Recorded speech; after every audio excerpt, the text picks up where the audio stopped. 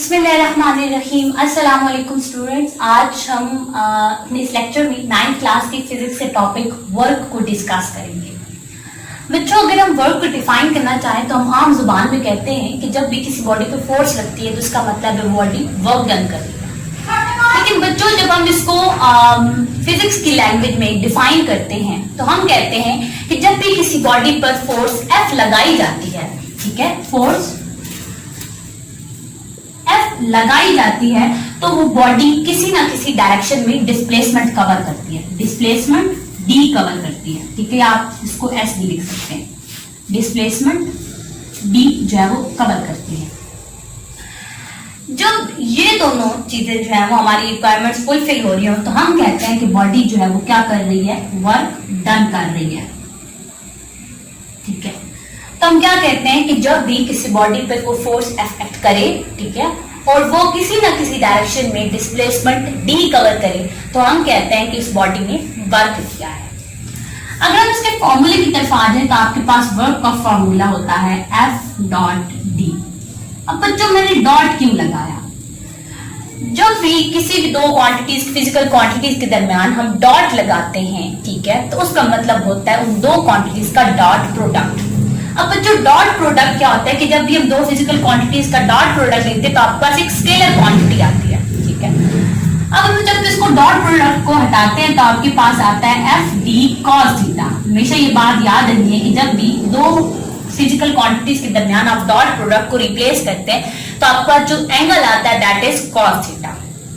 अब बच्चों, थीटा वो एंगल है जो कि आपके पास फोर्स और डिस्प्लेसमेंट के दरमियान में बन रहा होगा। अब बच्चों, एंगल की अगर हम बात करें तो हमेशा ऐसा नहीं होता कि जिस डायरेक्शन में आप फोर्स लगाएं बॉडी उसी डायरेक्शन में डिस्टेंस कवर करें, ठीक है।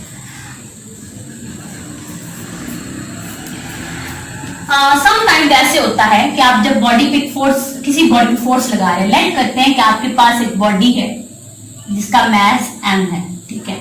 आप उस पर जब इस डायरेक्शन में जो है वो फोर्स F लगा रहे हैं, ठीक है, तो क्या होगा, वो बॉडी इस डायरेक्शन में डिस्प्लेसमेंट D कवर करेगी। अब बच्चों देखें तो दोनों की डायरेक्शन सेम नहीं है, ठीक है। तो इसमें हम ये कह सकते हैं कि आपके पास जो फोर्स है वो डिस्प्लेसमेंट के साथ एंगल थीटा बना रही है, ठीक है। क्या बना रही है? थीटा। तो इस एंगल को जो है वो शो करने के लिए मैंने यहाँ पे कॉस थीटा का ट्रिग्नोमेट्रिक फंक्शन यूज किया है। अब बच्चों, अगर हम देखें तो फोर्स आपके पास एक वेक्टर क्वांटिटी है, ठीक है। जब हम उसको कंपोनेंट्स में रिजॉल्व करते हैं तो आपका दो इसके कंपोनेंट्स आते हैं F x plus F Y.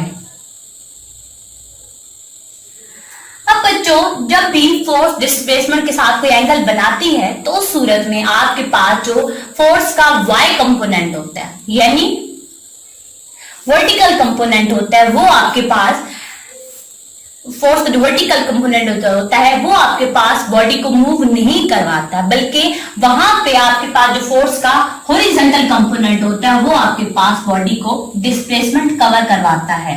तो इसलिए हम क्या करते हैं, हम हमेशा जब भी वर्क डिफाइन करते हैं तो हम उसका हॉरिजॉन्टल कंपोनेंट लिखते हैं।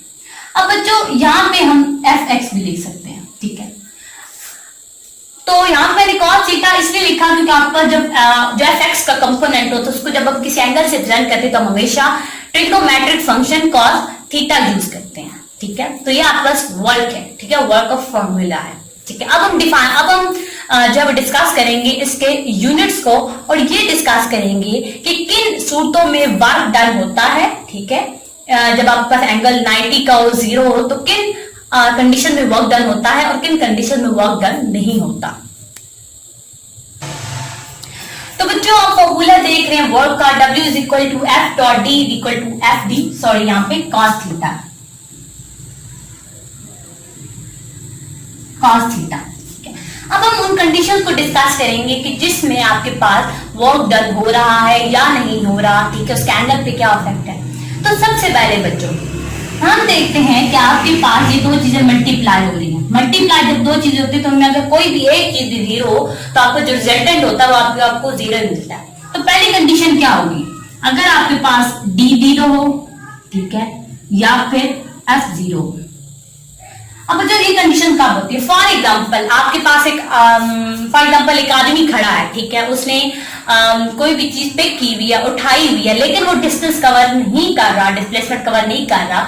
अब वो उस चीज पे फोर्स लगा रहा है, लेकिन जो बॉडी है वो क्या कर रही है, डिस्प्लेसमेंट कवर नहीं कर रही। तो उस सूरत में आपके पास क्या होगा, डी जीरो होगा। जब हम पुट करेंगे तो एफ यहाँ पे जीरो और यहाँ पे sine theta, sorry cos theta, तो यहाँ पास पूरा प्रोडक्ट आपका क्या हो जाएगा, जीरो। तो हम कहेंगे कि इसमें कोई वर्क डन नहीं हुआ, ठीक है। फर्स्ट तो एक कंडीशन। इसी तरह अगर आपके पास एक कोई भी बॉडी है, ठीक है, उसमें आप फोर्स ऑफकोर्स अगर फोर्स आपके पास एफ जीरो हो भी जाती है, ठीक है, तो उस में हम क्या कहेंगे, आपके पास तब भी वर्क डन नहीं हो रहा। सेकेंड कंडीशन आपके पास। अब बात आते हैं, अब हम बात करते हैं एंगल।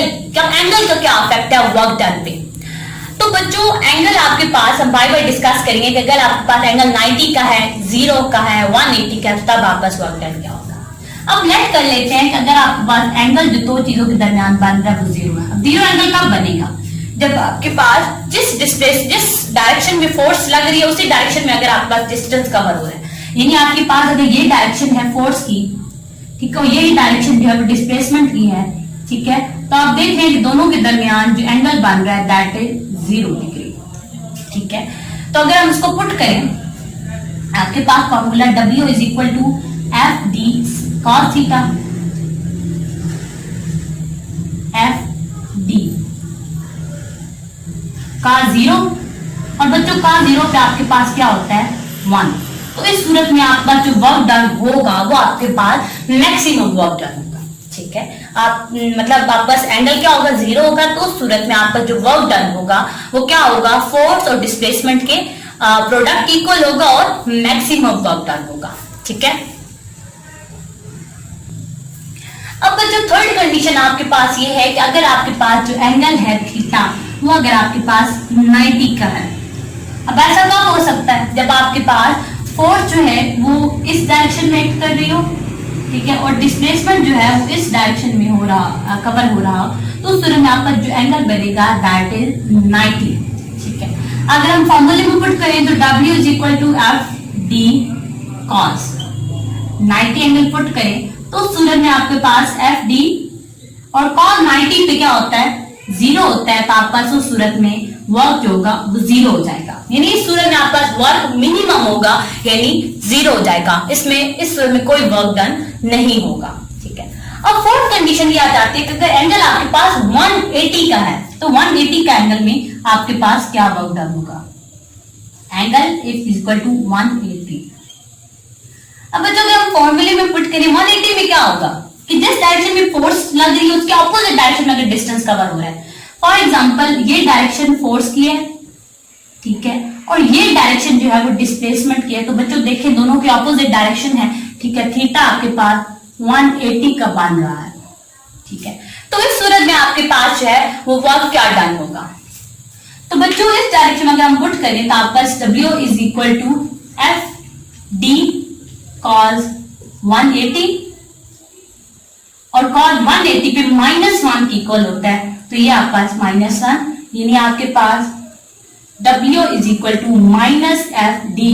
यानी इस कंडीशन में आपके पास वर्क नेगेटिव होगा। क्या होगा, वर्क नेगेटिव होगा। इस कंडीशन में आप पहले हमने पीछे कंडीशन पर जब एंगल आपका 0 था तो उस सूरत में आपके पास वर्क पॉजिटिव डन हो रहा था, ठीक है, और मैक्सिमम था। लेकिन अब जब एंगल आपका 180 का है, ठीक है, जब दोनों आपस फोर्स और डिस्प्लेसमेंट ऑपोजिट डायरेक्शन में एक्ट कर रहे हैं तो उस में आपके पास एंगल 180 का होगा और आपका जो वर्क डन होगा वो आपके पास नेगेटिव होगा।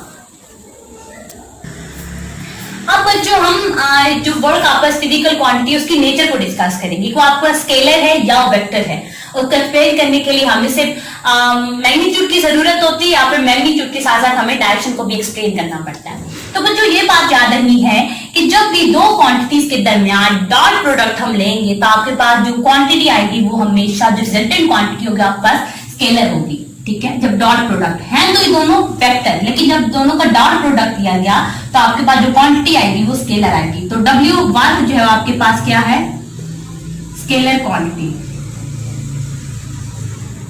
ठीक है। अब अगली हम डिस्कस करते हैं वर्क के यूनिट को।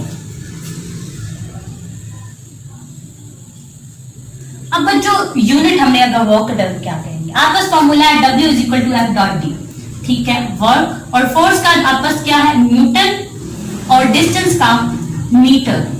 तो आपके पास जो वर्क का यूनिट है न्यूटन मीटर, इसे आप डिराइव्ड यूनिट कहते हैं, ठीक है।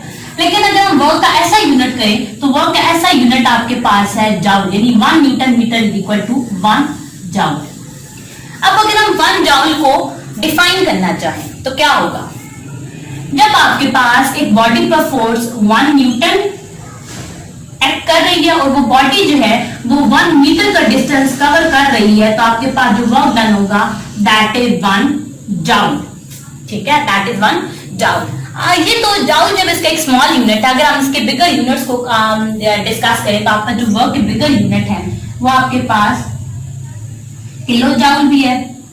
किलो होता है 10 की पावर 3 जाउल, ठीक है। ये आपके पास इसका बिगर यूनिट है, ठीक है।